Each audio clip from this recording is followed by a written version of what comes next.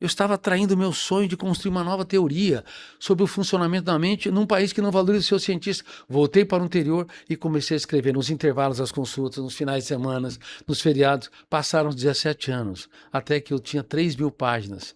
E quem vai publicar um livro tão grande? Vou publicar esse livro agora, depois de tantos anos, daqui 3 ou 4 meses. Bom, mais um fracasso. Ninguém quis publicar. Agora, se te fecham as... Eu quero falar para os jovens, para os pais, para as mães, para os professores. Se fecham as portas, reitero, se te fecham as portas, arrombe as janelas. É assim a vida. Só que nas redes sociais se vende uma felicidade artificial e isso diminuiu a resiliência, a capacidade de suportar a contrariedade dos jovens. Os jovens são muito mais frágeis hoje. 10x de bullying no passado gerava um Y de dor hoje. Hoje, um Y de X gera 10Y de dor. Inverteu a equação. As pessoas, a mínima contrariedade, perdas e frustrações são escravizadas dentro de si mesmas. Professor, o senhor disse que a sociedade está sendo bombardeada de informação. O senhor já disse algumas vezes e eu também eu concordo. Mas, aparentemente, eles são bombardeados de informação, mas não têm a capacidade de reflexão. Não tenho.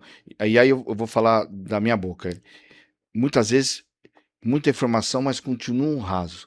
Como que a gente transforma esse bombardeio de informação de uma forma que seja algo que realmente contribua com as pessoas? Então, essa é uma grande tese, assim, no mundo todo. Uma criança de 7 anos de idade hoje tem mais informações que o imperador romano tinha no auge de Roma.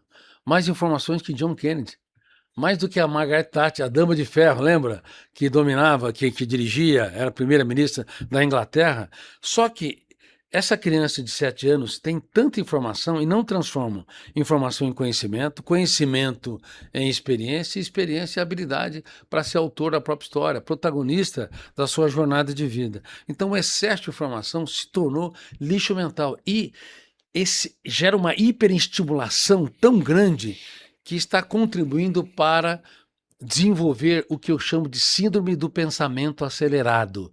A síndrome do pensamento acelerado é uma mente agitada, inquieta, que quer tudo rápido e pronto, que não se concentra e que é rebelde a muitas normas. Mas por que eles são assim? Porque geneticamente são assim, eles têm pais e mães agitados, ou avós, que também numa linha genética agitados, sem concentração, fazer 1000 coisas ao mesmo tempo. Se tem, eles têm a hiperatividade. Se não tem, não é hiperatividade, não é a síndrome, não é o TDAH, transtorno de déficit de atenção e hiperatividade. É a síndrome que eu tive estudando muito e descrevi. Alguns psicólogos falam, não, essa agitação toda é a hiperatividade. Mas espera um pouquinho, grande parte são imperativos hoje? Não, nós criamos um mundo desde 2007, quando Steve Jobs lançou seu smartphone e depois vieram na esteira as redes sociais e os shorts e essa síndrome comparativa, nós hiperestimulamos e levamos a mente humana a precisar cada vez mais de estímulos para sentir migalhas de prazer. Por isso que eu tenho sido uma voz solitária em mais de 90 países em que eu sou publicado, dizendo que estamos na era dos mendigos emocionais, na era da baixa resiliência. E eu agora, como pré-candidato à presidência, por que coloquei meu nome? Porque eu quero, número 1, aumentar a régua do debate. Número 2, sou contra essa polarização insana que está dividindo as famílias e fazendo as famílias também serem hipersensíveis. Pequenas contrariedades geram grandes atritos. Número 3, nós precisamos de ter o Brasil que soma, não o Brasil que divide. Nós temos que também ter foco nas pessoas, porque o que importa são as pessoas, a dor das pessoas. E também centralizar a nossa energia mental, nossa inteligência, naquilo que importa. Importa que as pessoas aumentem o nível de resiliência, Luizinho. Importa que elas sejam mais leves, briguem menos por projetos pessoais, até deem risadas. Por exemplo, a esposa olha para o marido e fala, querido, você é admiravelmente irritante. E ela olha para ele, e ele olha para ela e fala, querida, você é fascinantemente ansiosa. Ou seja, temos que viver uma vida mais leve. E na política você sabe que não existe isso. São pessoas pesadas que se consideram como inimigos a serem abatidos. Professor, o senhor estuda comportamento, né? E a gente está falando muito em ansiedade, pressão, depressão, mas o que torna realmente, como uma pessoa se torna feliz? Mas eu vou fazer um intervalo e o senhor responde no próximo bloco. Intervalo, voltamos no próximo bloco. Voltamos com o Link Business, entrevistado de hoje, pré-candidato Augusto Cury. Professor, eu perguntei no bloco anterior, e deve ser uma reflexão para a gente passar a noite comendo uma pizza tomando um vinho, porque não deve ser fácil responder. O que realmente torna uma pessoa feliz?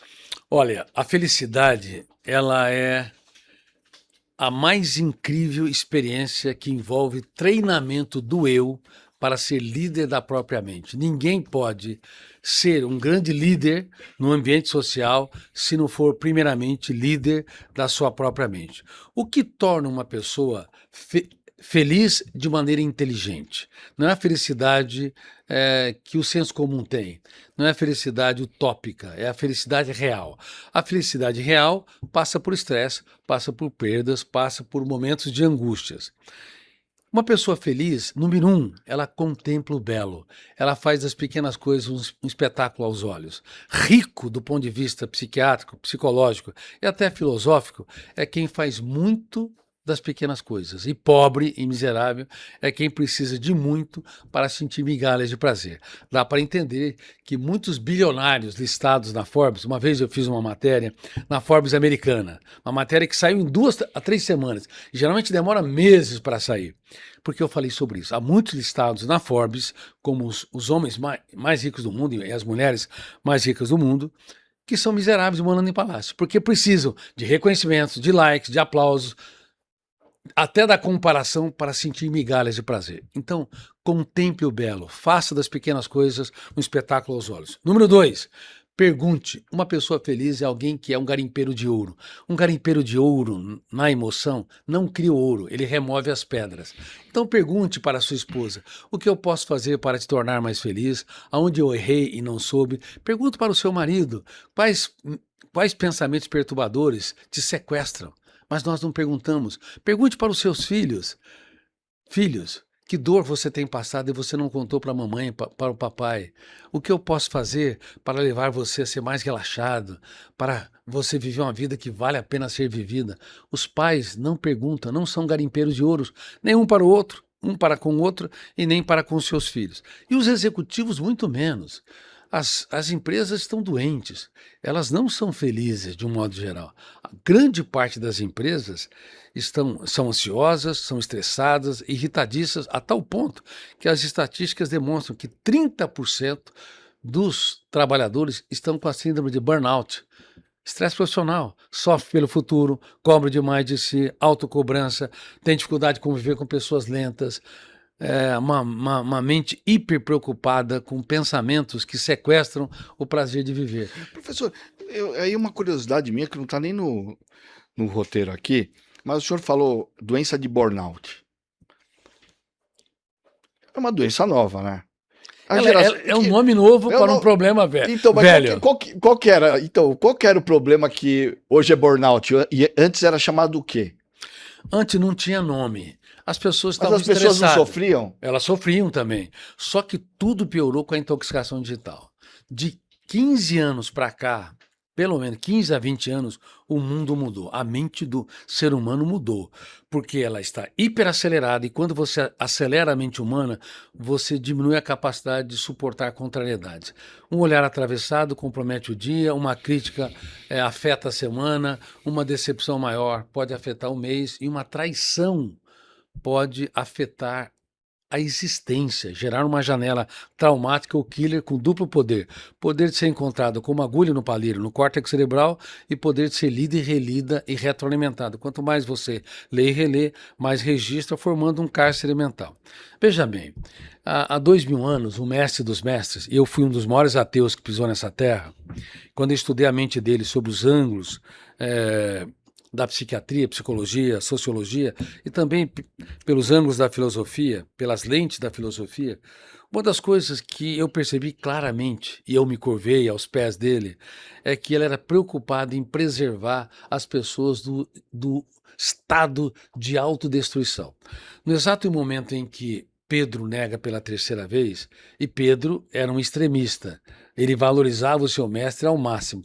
Toda pessoa que é extremista, que é ista, suspende a capacidade de ser autor da própria história. Por exemplo, horas antes, no último jantar, Jesus Cristo falou que ele iria negá-lo. Pedro, um extremista, não, eu te defendo até as últimas consequências. Eu jamais te nego. E apontou para os seus colegas, os outros discípulos de Cristo.